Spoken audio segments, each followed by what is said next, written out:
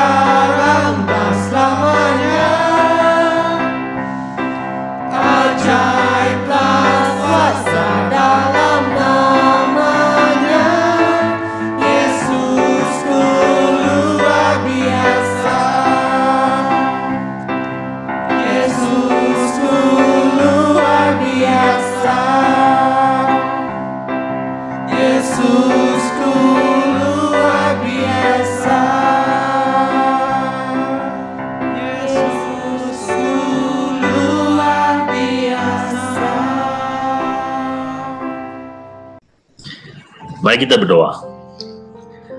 Bapa di surga, kami ucap syukur Tuhan, Engkau Tuhan yang baik dalam kehidupan kami ya Tuhan. Engkau sangat baik ya Tuhan, sehingga Engkau memberikan kami kesehatan yang baru pada pagi ini ya Tuhan. Bapa, kami serahkan semuanya dalam tangan Engkau ya Tuhan. Kami ingin membuat renungan pada pagi ini ya Tuhan. Kami berdoa agar Engkau akan berbicara melalui firman-Mu ya Bapa. Terima kasih Tuhan. Ini doa kami doakan dalam nama Yesus Kristus. Amin.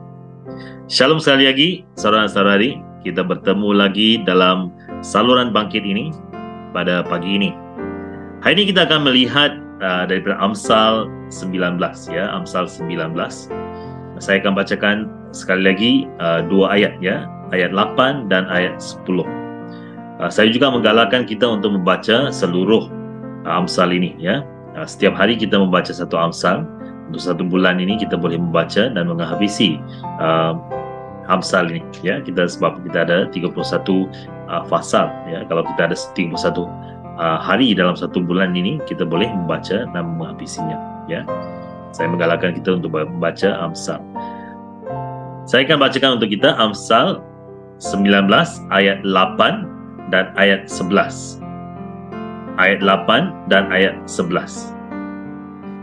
Sesiapa mengejar pengetahuan mengasihi dirinya, sesiapa mengingat apa yang dipelajarinya akan berjaya. Ayat 11. Orang bijak dapat menahan kemarahan. Mereka dipuji kerana mengampunkan kesalahan orang terhadap mereka. Dan pada pagi ini saya ingin membawa satu tema, iaitu kejarlah pengetahuan.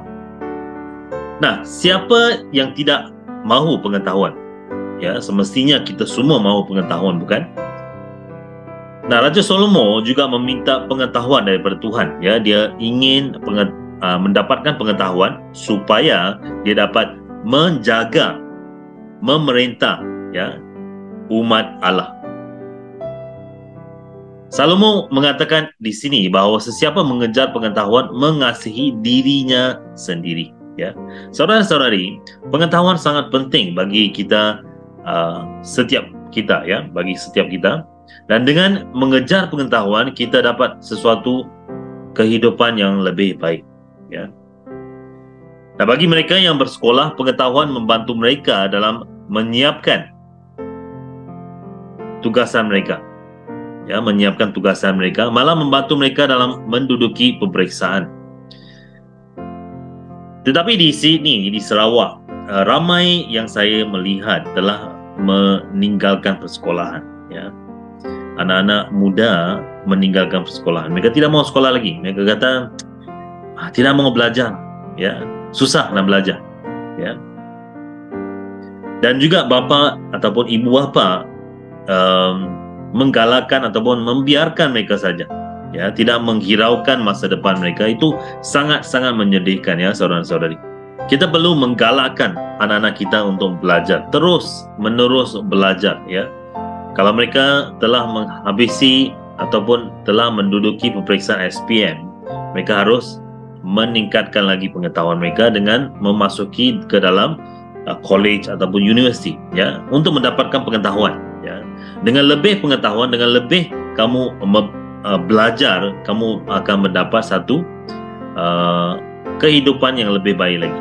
Kamu akan dapat satu pekerjaan yang lebih baik lagi, ya. Bukan setiap kita harus bekerja dengan susah payah di bawah matahari terik, ya, bekerja sebagai buruh, bukan, ya. Tapi kita harus mengajar anak-anak kita untuk belajar, ya, menggalakkan mereka, mendorong mereka. Jangan kita dengar anak-anak kita kata dia tidak mau pergi ke sekolah dan kita biarkan saja, ya. Jangan kita biarkan anak-anak kita begitu, ya. Apa yang kita lalui, kesusahan yang kita lalui, kita tidak mahu anak-anak kita lalui. Maka dengan itu kita harus menyuruh mereka belajar, ya. Jangan kita biarkan mereka, kalau mereka tidak mau pergi sekolah, kita biarkan saja. Jangan begitu, ya, saudara-saudara. Nah, bagi mereka yang bekerja, pengetahuan sangat penting, di mana kita dapat meningkatkan prestasi kita bagi menolong kita dalam pekerjaan kita, ya. Dan bagi menaik taraf atau kedudukan kita dalam tempat pekerjaan kita, dan secara langsung pendapatan kita juga akan meningkat, ya. Nah, pengetahuan tidak akan berhenti hanya di masa persekolahan kita, ya. Selepas kita menghabisi persekolahan kita, selepas kita mendapat pekerjaan juga, kita dapat meningkatkan pengetahuan kita dengan belajar, ya, dengan mempelajari sesuatu, ya, saudara-saudari. So, saya galakkan kita untuk mencari pengetahuan, ya, seperti apa yang Raja Salomo katakan, kita harus mencari pengetahuan, dan pengetahuan itu akan memberikan kita kehidupan yang baik. Nah, adakah pengetahuan baik? Ya, pengetahuan sangat baik, bukan? Kita dapat lebih pendapatan, ya. Jika kita menaikkan prestasi kita dalam pekerjaan kita, kita akan mendapat pendapatan yang lebih banyak lagi, ya, yang dapat kita membiayai keluarga kita, ataupun mungkin belum lagi berkeluarga, boleh membiayai diri kita sendiri ataupun ibu bapa kita, ya. Nah, saudara-saudari, Raja Salomo mengatakan jika mengejar pengetahuan, kita mengasihi diri kita. Tapi bukan di sana saja, ya. Sesiapa mengingat apa yang dipelajarinya akan berjaya, ya, kata Raja Salomo. Maka apa yang kita pelajari bukan hanya dapat meningkatkan pengetahuan kita, malah kita perlu mengingati pelajaran itu supaya kita boleh berjaya dalam kehidupan kita. Nah, saudara-saudari, bukan saja meningkat pengetahuan dalam pekerjaan ataupun pembelajaran sekular, tetapi juga dapat mempelajari firman Tuhan. Ya, kita harus meningkatkan pengetahuan kita dalam mempelajari firman Tuhan. Ya, dengan lebih memahami firman Tuhan, kita dapat lebih memahami rencana Tuhan dalam kehidupan kita, ya. Dan juga keluarga kita. Dan kita dapat membantu diri kita, keluarga kita, dan mereka yang sekitar kita. Dan saudara-saudari, mempelajari firman Tuhan sangat-sangat penting, ya, supaya kita dapat perbetulkan diri kita dengan pengetahuan yang kita menerima daripada firman Tuhan, dapat membentuk kita menjadi lebih seperti Yesus Kristus, ya.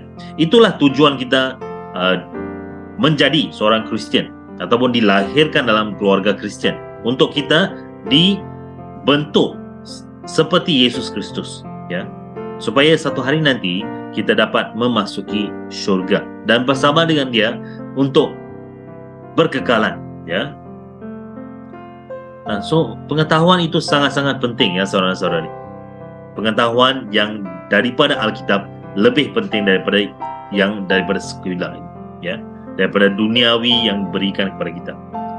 So, saudara-saudari, Raja Salomo juga mengatakan bahawa orang bijak dapat menahan kemarahan. Mereka dipuji kerana mengampunkan kesalahan orang terhadap mereka. Nah, dengan banyak pengetahuan, kita seharusnya menjadi lebih rendah hati. Kerana dengan pengetahuan kita akan sedar bahawa dunia ini dipenuhi dengan pengetahuan seperti Alkitab dipenuhi oleh pengetahuan. Hanya kita mahu mengejarnya ataupun tidak, ya. Dan Raja Salomo mengatakan bahawa kita dapat menahan kemarahan kita jika kita mempunyai pengetahuan, ya. Nah, jika kita mendapat pengetahuan yang banyak, ya, saudara-saudari, kita dapat memikir dengan secara rasional, ya, apa yang akan berlaku, apa perselisihan faham ataupun pergaduhan, kita dapat menyelesaikannya dengan pengetahuan kita, ya. Kerana kita juga akan menjadi rendah hati, ya. Nah, saudara-saudari, bukan saja kita dapat menahan kemarahan kita, tetapi kita dapat mengampuni mereka yang telah melakukan kesalahan terhadap kita, ya.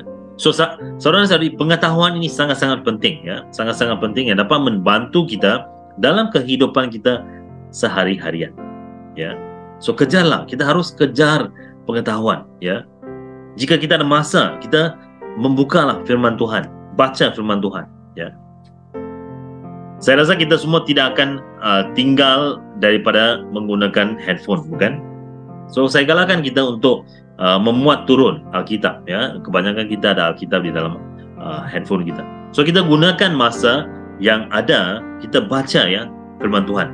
Mungkin baca satu petikan ataupun satu ayat, dua ayat yang kita dapat, ya, semasa kita bekerja ataupun semasa kita ada masa yang luang, kita luangkan dalam pembacaan firman Tuhan, supaya kita dapat lebih lagi pengetahuan tentang firman Tuhan, tentang Yesus Kristus, tentang Allah.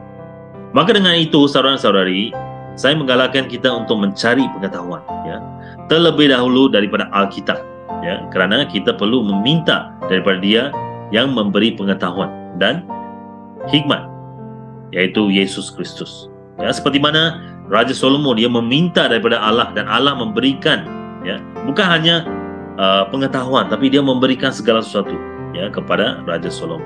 Mintalah pengetahuan daripada Allah, dan juga kita cari, kita mengejar.